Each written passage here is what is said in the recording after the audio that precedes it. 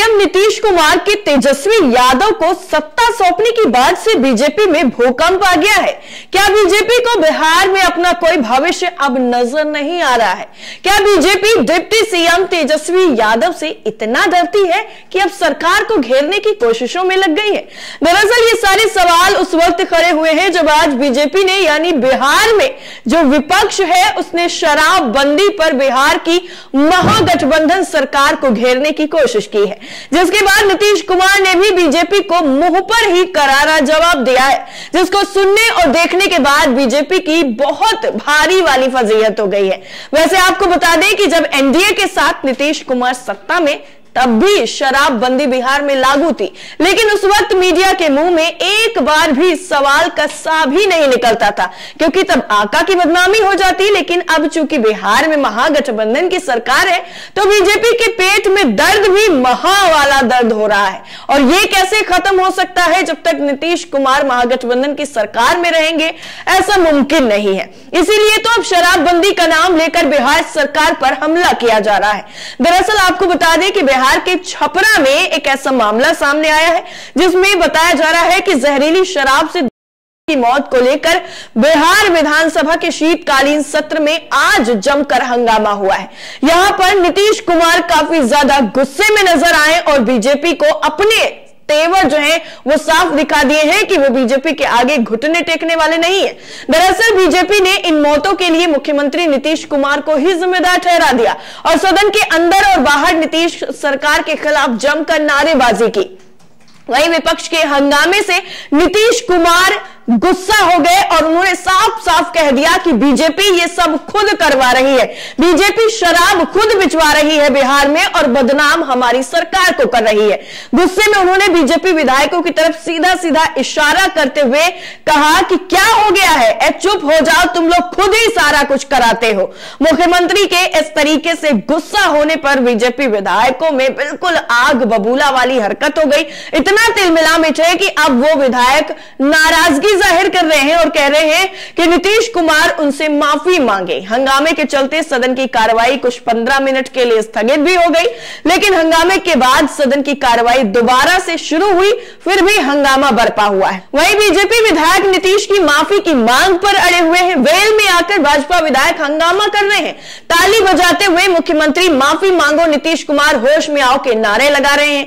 लेकिन ये सारे विधायक और सारे के सारे लोग तब कहीं नजर नहीं आ रहे थे जब बिहार में एनडीए के साथ नीतीश कुमार मुख्यमंत्री बने हुए थे और एक के बाद एक कई मौतें हुई थी। हालांकि मौत किसी की भी सरकार में हो उसको क्रिटिसाइज नहीं किया जा सकता है, लेकिन जिस तरीके से सवाल उठाए जाते हैं सत्ता पक्ष में आते ही दूसरी पार्टी के विपक्ष जब बन जाता है तब किस तरीके की मिर्ची लगती है वो बीजेपी के विधायकों से साफ अंदाजा लगाया जा सकता है।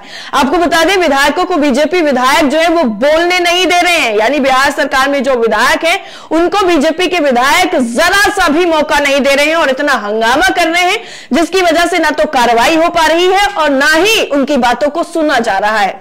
दरअसल आज सदन में हंगामे के अलावा क्या क्या हुआ है उस पर भी एक नजर डाल लेते हैं। मंगलवार को ही यानी कैंडिडेट्स पर किए गए लाठीचार्ज को लेकर बीजेपी ने नीतीश कुमार का इस्तीफा तक मांग लिया। सम्राट चौधरी ने आरोप लगाया कि जहरीली शराब से हो रही मौतों के लिए मुख्यमंत्री जिम्मेदार हैं, उनके खिलाफ एफआईआर होनी चाहिए। वहीं नेता प्रतिपक्ष विजय सिन्हा ने कहा कि हम शराबबंदी के पक्ष में हैं, लेकिन जहरीली शराब से हुई मौत को लेकर सदन में बहस चाहते हैं, सीएम ने हमें उत्तेजित किया है। वहीं भाकपा मामले के विधायकों ने विधानसभा के बाहर जमकर हंगामा शुरू कर दिया। इनका कहना है कि धान खरीद की तिथि 31 मार्च तक बढ़ाई जाए। इसके साथ साथ शिक्षक नियोजन को लेकर भी लोगों ने सरकार से मांग की है। वहीं कुंडली से भारतीय जनता पार्टी के नवनिर्वाचित यानी नए नए विधायक बने केदार प्रसाद गुप्ता ने आज सदन में शपथ ले ली है। शपथ लेने के बाद ही आज उन्होंने कहा कि उपचुनाव में जनता ने महागठबंधन को संदेश दे दिया है और अगर ये लोग बूथ कैप्चर नहीं करते तो 20,000 वोट से हार जाते। उन्होंने यह भी कहा कि नीतीश कुमार का इकबाल बिहार में खत्म हो चुका है। वहीं सरकार शराबबंदी कानून पर चर्चा कराने से भाग रही है, ऐसे आरोप जो हैं सम्राट चौधरी ने नीतीश कुमार पर लगाए। उन्होंने कहा कि नीतीश कुमार 1000 वोट वाले हैं, वो बताएंगे कि मुख्यमंत्री कौन होगा।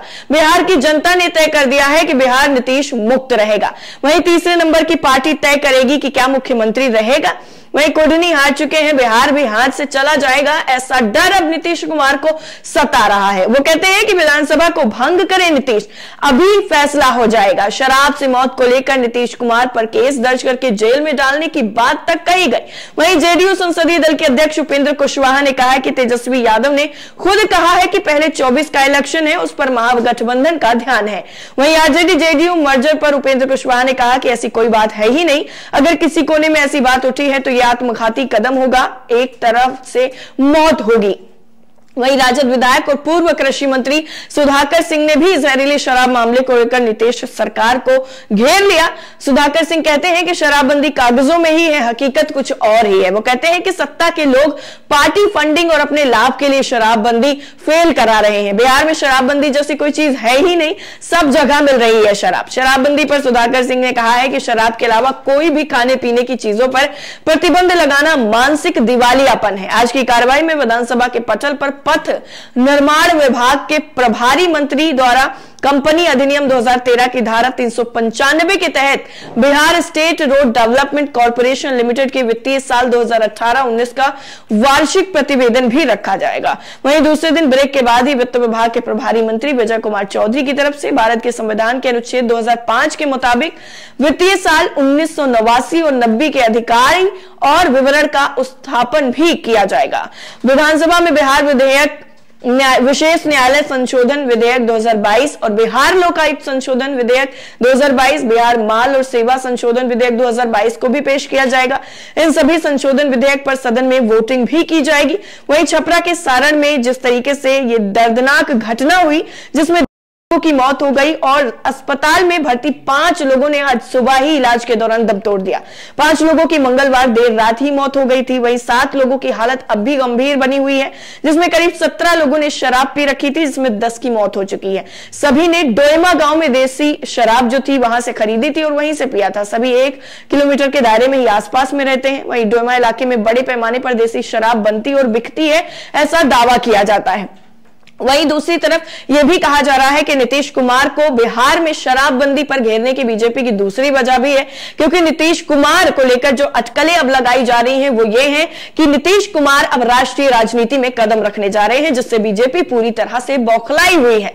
दैनिक भास्कर ने इस पूरी खबर को लेकर एक लेख भी छापा है, जिसमें लिखा है कि समझिए तेजस्वी को 2025 में कमान देने के आखिर मायने क्या है, क्या राष्ट्रीय राजनीति में जगह तलाश रहे नीतीश या तेजस्वी की लोकप्रियता ने मजबूर कर दिया है। इस तरह से लिखा गया है और आगे की 2 लाइनें लिखी हैं कि सीएम नीतीश कुमार ने मंगलवार को ही महागठबंधन के विधायक दल की बैठक में बड़ा ऐलान किया है। उन्होंने कहा है कि 2025 का विधानसभा चुनाव डिप्टी सीएम तेजस्वी यादव की अगुवाई में लड़ा जाएगा। इसके बाद से ही बीजेपी खेमे में जिस तरीके की हलचल पैदा हुई है वो किसी से छुपी नहीं है। वहीं आपको बता दें कि जिस तरीके से आज सदन में ये पूरा हंगामा बरपा है, उसको लेकर सोशल मीडिया पर भी लोगों ने लिखा है। उत्कर्ष सिंह है, उन्होंने वीडियो शेयर करते हुए लिखा है कि नीतीश कुमार ने फिर खोया आपा, हुए गुस्से से लाल। कृतीश भट्ट हैं, इन्होंने लिखा है कि नीतीश कुमार ने कहा है कि विपक्ष एकजुट हो जाए तो 2024 में भाजपा को हरा सकता है। यह बहुत ही यूनिक आइडिया है जो किसी के दिमाग में नहीं आया, उन्हें इसका पेटेंट करवा लेना चाहिए। इस तरीके का जो ट्वीट है वो किया गया है। नरेंद्र नाथ मिश्रा हैं, लिखते हैं जिस दिन नीतीश कुमार ने तेजस्वी यादव के साथ दूसरी बार सरकार बनाई थी उसी दिन नीतीश के एग्जिट और तेजस्वी के एंट्री प्लान के बारे में लिखा था। आगे भी कई और बड़े घटनाक्रम होने हैं, जुड़े रहिए, यानी इस दिन ही इन्होंने ऐलान कर दिया था। अब अस्मीत सिन्हा है, लिखते हैं विधानसभा में गुस्से में लाल हुए सीएम नीतीश, बीजेपी को कहा शराबी हो गया है तुम लोग पूरी तरीके से।